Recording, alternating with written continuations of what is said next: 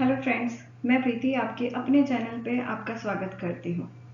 आज चैनल की शुरुआत करने वाली हूँ और इस चैनल पे स्पेशल एजुकेशन फील्ड से रिलेटेड सभी टॉपिक्स को कवर किया जाएगा जो आपके DEd students, BEd students, CTET students को बहुत हेल्पफुल होने वाले, साथ ही साथ उन लोगों के लिए हेल्पफुल होंगे जो इस फील्ड से रिलेटेड कंपटीशन एग्जाम देने वाले हैं।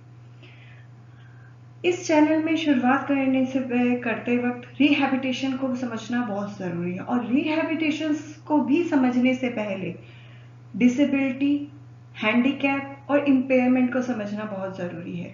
तो आज हम इसी से शुरुआत करते हैं। इम्पेयरमेंट क्या है, डिसेबिलिटी क्या है और हैंडीकैप क्या है, इसको समझते हैं और शुरुआत करते हैं आज अपने क्लास की।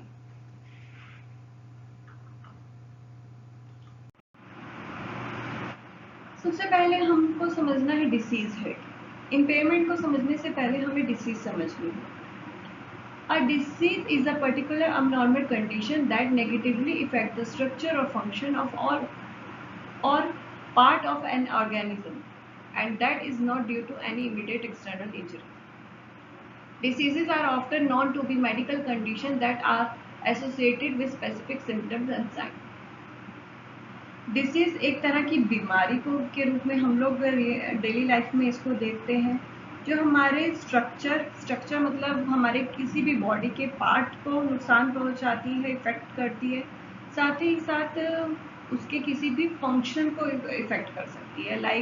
मतलब उसकी कार्य हैंड है हमारा, तो हैंड का जो काम करना है, उसका पेंसिल को होल्ड करना है या खाना खाना है, तो ये उसका फंक्शन है। तो स्ट्रक्चर को भी नुकसान पहुंचा सकती है और फंक्शन को भी नुकसान पहुंचा सकती है, और साथ ही किसी ऑर्गेनिज्म में भी पार्ट को नुकसान पहुंचा सकती है। इसमें इमीडिएट इंजरीज नहीं होती है, यानी कि आज डिसीज हुई है तो शाम तक आपका एक्सटर्नल इंजरी हो गई, बहुत ज़्यादा नुकसान हो गया। कोई भी डिसीज धीरे धीरे करके हार्म पहुंचाती है। इसको मेडिकल उसमें क्योर भी किया जा सकता है। बहुत सारी हमारे यहाँ दवाइयाँ हैं जिससे डिसीज को ठीक किया जाता है, लेकिन फिर भी कई बार ऐसा होता है कि डिसीज इतनी बढ़ जाती है तो वो हमें इम्पेयरमेंट का हमारा काम करती है। और हर डिसीज का मेडिकल के अंदर आपको साइन और सिम्टम्स दिख जाएंगे। लाइक डायबिटीज के क्या सिम्टम्स हैं आपको देखने को मिल जाएगा, आपके वायरल फीवर का क्या है, वायरल फीवर के क्या कंडीशंस होती हैं, साइंस क्या होते हैं, वो आपको मेडिकल के अंदर मिल जाएगा।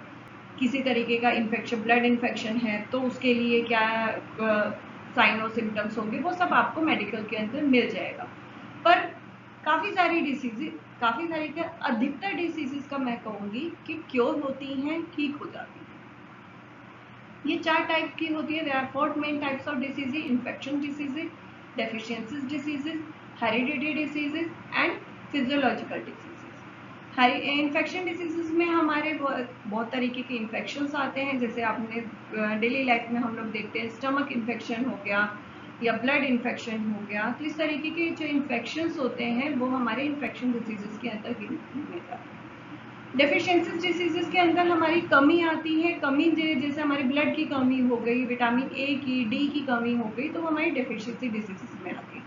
हेरिडिटी डिसीजेस में हमारे क्रोमोसोम से रिलेटेड डिसीजेस आती हैं, और फिजियोलॉजिकल डिसीजेस के अंदर हमारे ऑर्गन का जो वर्क होता है वो ठीक से नहीं काम कर पाते हैं, तो उससे रिलेटेड हमारे प्रॉब्लम्स आती हैं, उनको कहते हैं फिजियोलॉजिकल डिसीजेस।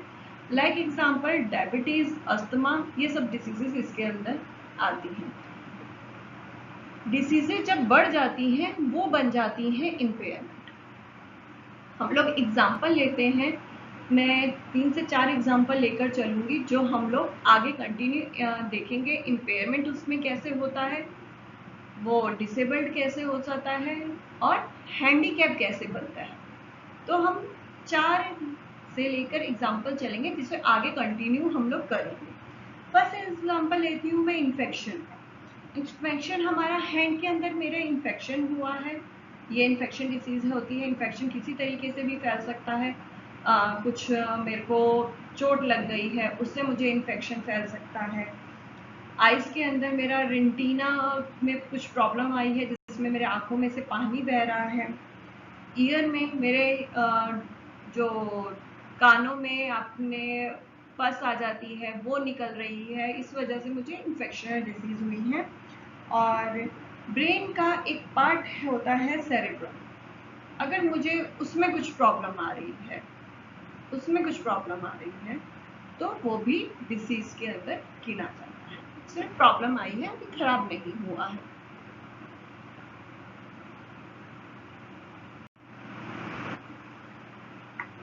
डिसीजेस के बाद आता है इम्पेयरमेंट। इम्पेयरमेंट क्या है? Impairment is an absence of a significant difference in a person body structure और फंक्शन और मेंटल फंक्शनिंग। इम्पेयरमेंट को हिंदी में भी क्षति बोला जाता है, किसी भी तरीके का नुकसान। पर्सन की अगर बॉडी के स्ट्रक्चर को नुकसान होता है, उसकी फंक्शनिंग को नुकसान होता है या मेंटल फंक्शनिंग को नुकसान होता है तो वो इम्पेयरमेंट कहलाता है। For example, problem in the structure of the brain can result in difficulty with mental functions, or problem with the structure of eyes or ear can result in a difficulty with the functions of vision or hearing. अगर आपके किसी भी brain के part को problem होती है तो आपको मेंटल फंक्शंस में प्रॉब्लम आती है। अगर आइज के किसी पार्ट को या ईयर के किसी पार्ट को नुकसान होता है, विजन और हेयरिंग में प्रॉब्लम आती है। दो तरीके के होते हैं, structure impairment, functional impairment. Structure impairment are significant problem with an internal and external component of the body. Structure impairment वो है जिसमें आपका कोई अंदरूनी पार्ट यानी इंटरनल या ऊपर का कोई पार्ट, एक्सटर्नल पार्ट, किसी भी तरीके का लॉस होता है उसका, तो आपको क्या कहलाया जाएगा? वो आपका स्ट्रक्चर इम्पेयरमेंट कहलाया जाएगा। Example for this including a type of nerve damage that can result in a multiple sclerosis, external icon, or a complete loss of a body component as when a limb has been amputated. अगर आपका कोई भी part cut जाता है या नुकसान हो जाता है तो वो आपका स्ट्रक्चर इम्पेयरमेंट कहलाएगा। जो आपका बाहरी पार्ट है उसके आपका जो एक्सटर्नल है, एक्सटर्नल स्ट्रक्चर इम्पेयरमेंट कहलाएगा। अगर अंदर का कोई पार्ट यानी कोई नर्व डैमेज हो जाती है या कोई आपका अंदर का पार्ट ऑर्गन खराब हो जाता है तो आपका वो कहलाएगा internal structure impairment. Functional impairment include the complete और partial loss of function of a body part. Example for this include pain that does not go away or joint that no longer move easily. Function impairment यानी आपके किसी भी body part की functioning में नुकसान हो रहा है, यानी आपके पास वो है पार्ट, वो है लेकिन उसका फंक्शन अगर बंद हो जाता है करना तो वो आपका फंक्शन इम्पेयरमेंट कहलाएगी। लाइक मेरे पास हैंड है मेरा, लेकिन उसमें ज्वाइंट में इतना ज़्यादा पेन है, मैं उसे चला नहीं पा रही हूँ, यूज़ नहीं कर पा रही हूँ, उसमें मेरे लॉस हो रहा है फंक्शनिंग में, तो यानी वो फंक्शनिंग इम्पेयरमेंट है। तो इस तरीके से आपके स्ट्रक्चर इम्पेयरमेंट और functional impairment according to CDC मैंने आपको समझाया है। लेकिन अभी हमने लास्ट डिसीज़ के अंदर हमने देखा था, डिसीज़ के अंदर हमने 4 एग्जाम्पल लेकर चले थे, हम उसी को कंटिन्यू करती हूँ, आपको बहुत ईजी से समझ में आएगा। डिसीज़ था किसी भी आँख के अंदर, मेरे रेटिना के अंदर मेरे प्रॉब्लम आई है, तो अब क्या होगा इम्पेयर? वो रेटिना मेरा खराब हो गया, बिल्कुल डैमेज हो गया है, तो वो मेरे लिए रेटिना का खराब होना मेरे लिए इम्पेयरमेंट है। कानों में मेरा ड्रम खराब हुआ था, कानों का वो ड्रम मेरा खराब हो गया, किसी रीजन बस फट गया, तो वो मेरे लिए इम्पेयरमेंट है। साथ ही साथ मैंने एक एग्जांपल और लिया था हैंड फंक्शन इन्फेक्शन का। अगर मेरा हैंड फंक्शन हैंड इन्फेक्शन जो है मेरा बढ़ गया बहुत ज़्यादा, तो उसके हिसाब से अगर मेरा हैंड काटना पड़ रहा है, मेरे को डॉक्टर ने बोल दिया हैंड काटने के लिए, तो अगर मैं हैंड काट देती हूँ तो वो मेरा स्ट्रक्चर इम्पेयरमेंट कहलाता है। अब ब्रेन का एक सेरेब्रल पार्ट है जो रीडिंग के लिए काम करता है, अगर उसमें मेरे कुछ पार्ट में खराबी आ गई है तो वो फंक्शन इम्पेयरमेंट कहलाएगा।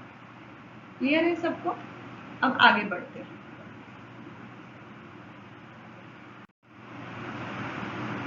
नेक्स्ट है हमारा डिसेबिलिटी।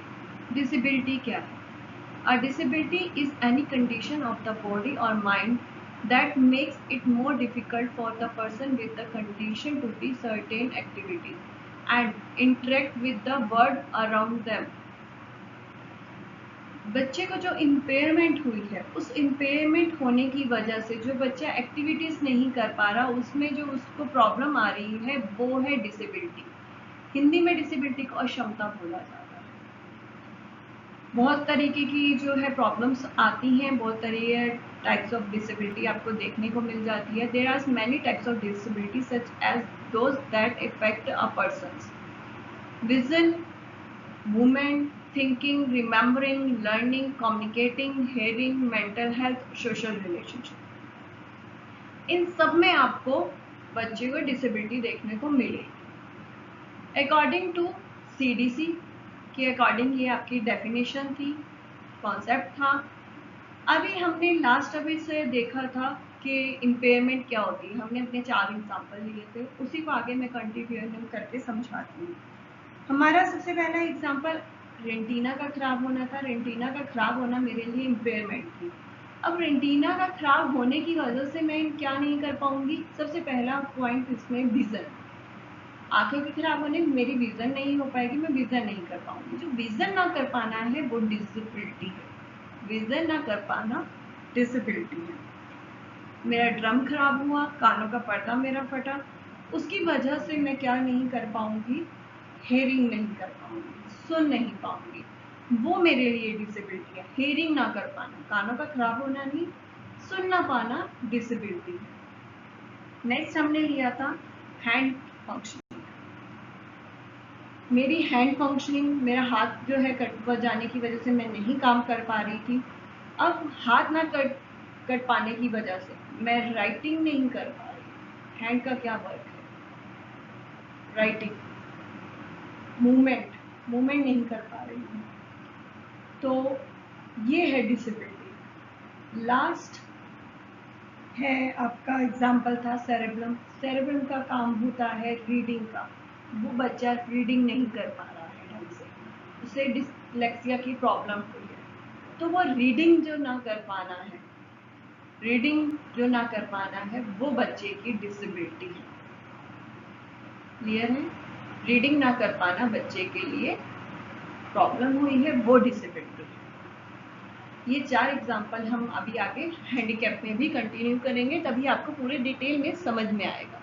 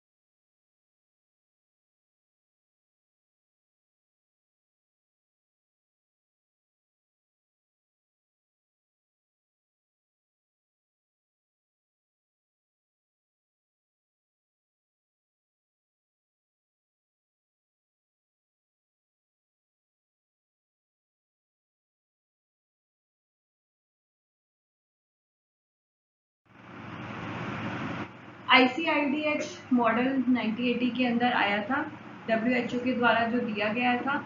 ये मॉडल जो है बहुत हैंडीकैप को समझने के लिए बहुत ज़रूरी है। ICIDH की फुल फॉर्म है international classification impairment disability handicap. ये जो फुल फॉर्म है आपको पेपर में आ जाती है, ध्यान रखिए, आगे कभी पूछी भी जाती है कंपटीशन एग्जाम के अंदर। हैंडीकैप पे इस मॉडल के द्वारा जो हैंडीकैप है, हैंडीकैप पे पहुंचने तक जो है उस पर्सन को डिसेबिलिटी जरूर होगी, इम्पेयरमेंट जरूर होगी। डिसीज कभी होती है और कभी जरूरी नहीं है डिसीज से ही स्टार्ट हो, इम्पेयरमेंट से भी स्टार्ट हो जाती है। कुछ कंडीशंस ऐसी होती हैं, कभी ऐसे होता है बाय बर्थ इम्पेयरमेंट होती है, तो उसमें जरूरी नहीं है डिसीज हो, तो इम्पेयरमेंट से भी स्टार्ट हो जाता है कि हैंडीकैप है तो उसे डिसेबिलिटी और इम्पेयरमेंट।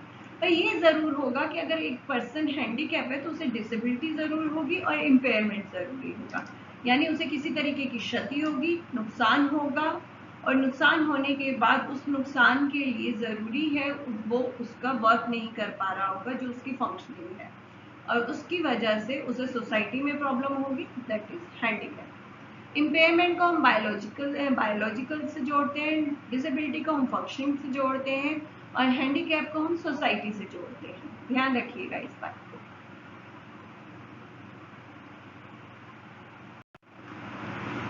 नेक्स्ट मॉडल है ICF मॉडल, जो आया 2001 में। ये भी WHO ने ही दिया था। इसकी फुल फॉर्म है इंटरनेशनल क्लासिफिकेशन फंक्शन।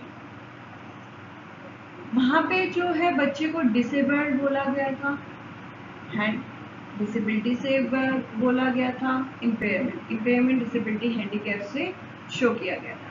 लेकिन यहाँ पे इस मॉडल के अंदर बॉडी फंक्शनिंग बोला गया है, बॉडी फंक्शनिंग और स्ट्रक्चर, एक्टिविटी और participation.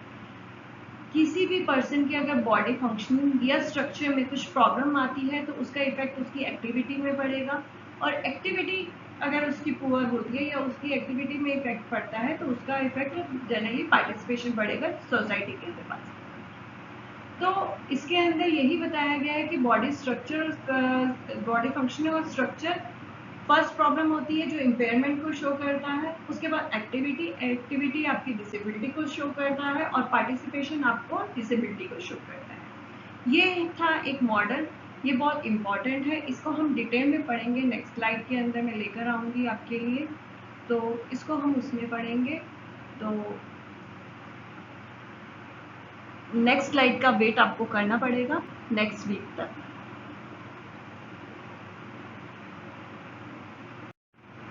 Thank you so much मुझे सुनने के लिए और मेरे साथ कोऑपरेट करने के लिए।